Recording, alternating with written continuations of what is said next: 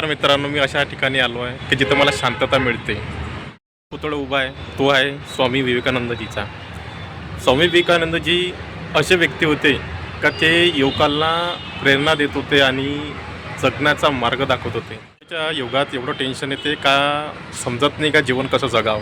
तर आपल्याला स्वामीजी म्हणजे चांगला योग्य मार्ग दाखवते आणि दिशा दाखवते. आपल्याला एक फार मोठी गोष्ट सांगितली होती का एक विचार घ्या आणि तोच विचार आपल्या मनात रुजवा आणि त्याच विचाराचं स्वप्न पहा आणि तोच त्याचं ध्येय ठेवा.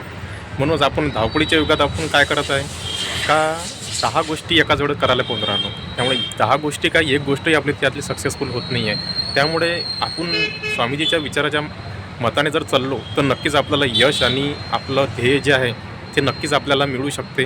म्हणूनच कारण की एकच विचार घ्या मनात आणि तोच विचार आपला मनात रुजवा आणि तोच आपला ध्येय ठेवा आणि आपण लवकरात लवकर सक्सेसफुल होऊ. त्या जर आपल्या मनात जर ठेवला तर आपल्याला जगातली कुठलीही शक्ती असो ती आपल्याला हरू शकणार नाही, कदापि नाही.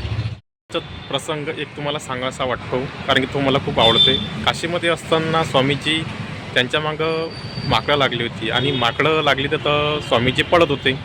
पण पळता पळता त्यांना एक साधूने आवाज दिला की अरे बाबा पडू नकोस, त्यांचा संकटाशी त्यांचा सामना कर, ते ॲटोमॅटिकली पळून जाणार. म्हणून स्वामीजी एका जागी थांबले आणि त्यांच्या डोळ्यात बघितलं माकडांच्या आणि माकडं पळून गेले. असंच आहे की लाईफमध्ये आपण आपल्या जीवनात कसं आहे संकटाशी सामना करायला आपण शिकलो पाहिजे. कारण की संकटाशी सामना जर केला तर आपल्याला नक्कीच आपलं ध्येय प्राप्त होते. कारण की जो डर गया सो मर गया हे तर तुम्हाला माहीतच आहे ना. स्वामी विवेकानंद हे पुस्तकात वाचण्यासाठी नसून त्यांच्यासारखं जगण्यासाठी आहे. उठा, जागे व्हा आणि ध्येय प्राप्त झाले शिवाय मागे हटू नका. हा मंत्र फक्त घोषणासाठी नसून तो कृतीसाठी आहे. चला तर मग आजपासून आपण कृती करूया. आणि स्वामीजीचे तुम्हाला विचार आवडले की नाही आवडले हे मला कमेंट्स करून नक्की सांगा.